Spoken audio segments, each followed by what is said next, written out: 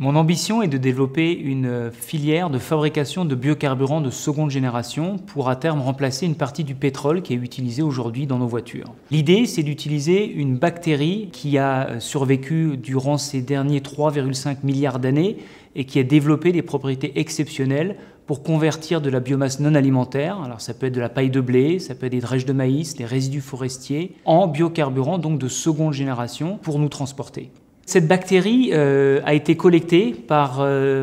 nos équipes un petit peu partout sur la planète, dans des départements d'outre-mer, essentiellement en France d'ailleurs, dans des volcans, dans des déserts, dans des sources d'eau chaude, dans la stratosphère également. Et cette biodiversité nous permet de développer des procédés aujourd'hui qui sont extrêmement efficaces à partir de cette bactérie qui finalement est exceptionnelle. Aujourd'hui, nous sommes en train de mettre cette bactérie à l'échelle, c'est-à-dire que plutôt que de la laisser dans la nature, on va l'utiliser dans un environnement industriel, d'abord dans un pilote de laboratoire au sein de nos équipes. Donc des chercheurs aujourd'hui sont en train de modifier la bactérie pour qu'elle fabrique des biocarburants en quantité et assez vite, de manière à ce que le procédé que nous développons soit rentable et qu'il puisse être utilisé par des clients avec qui nous travaillons aujourd'hui au niveau mondial, aux États-Unis, au Brésil, en Asie, en France aussi, en Europe. Le Deinocoque, qui est la bactérie qu'on exploite, est une véritable micro-usine bactérienne. Elle arrive à faire en une étape ce que d'autres technologies font en plusieurs. Ce que fait aujourd'hui la levure et les enzymes, qui sont à la fois chères et non optimisées, le Deinocoque le fait en une seule étape. Puisque la bactérie va avoir cette capacité de dégrader la biomasse non alimentaire pour ensuite la fermenter à partir de sucres qu'on appelle fermenticibles, comme vous le faites avec de la bière, avec du vin, avec de l'alcool de bouche. Et elle a des propriétés exceptionnelles d'opération à haute température, de stabilité génomique, de résistance aux produits toxiques et d'assimilation de la plupart des sucres utilisés aujourd'hui en seconde génération.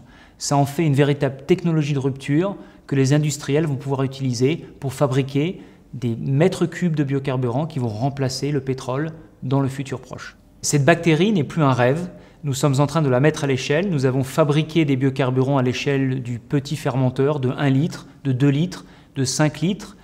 mais aussi à l'échelle du 20 litres, ce que nous avons dans nos laboratoires. Et l'idée, c'est de mettre à l'échelle maintenant avec des industriels 300 litres début 2014, au niveau du mètre cube toujours en 2014, et ensuite faire en sorte que la bactérie soit utilisée dans de grandes usines en 2015, plusieurs centaines de mètres cubes, de manière à exploiter ces bactéries exceptionnelles. Ce que je souhaite mettre en place, ce sont de véritables collaborations avec d'autres PME, d'autres organismes, avec de grandes universités et de grands groupes, de manière à créer de la valeur et de faire en sorte que, pour une fois, 1 + 1 fera plus que 2 et la valeur sera créée et utilisée au niveau mondial. Mon rêve est de mettre en place une véritable 3e révolution industrielle et de faire en sorte qu'on puisse utiliser de la biomasse non alimentaire partout dans le monde. Ça peut être de la paille de riz en Chine, ça peut être de la paille de blé en Europe, ça peut être des résidus forestiers en Finlande, de la bagasse de sucre de canne au Brésil, des drèches de maïs aux États-Unis. Et à partir de cette biomasse non alimentaire, construire de vraies filières locales qui vont créer de l'emploi, qui vont générer des technologies environnementales et qui vont assurer une sécurité énergétique à ces pays. Aujourd'hui, l'éthanol est mélangé dans l'essence à hauteur de 5 ou 6%, et mon souhait, c'est de faire en sorte que ce pourcentage augmente, passe à 20, 30, 40%, et que finalement l'éthanol devienne l'énergie du futur.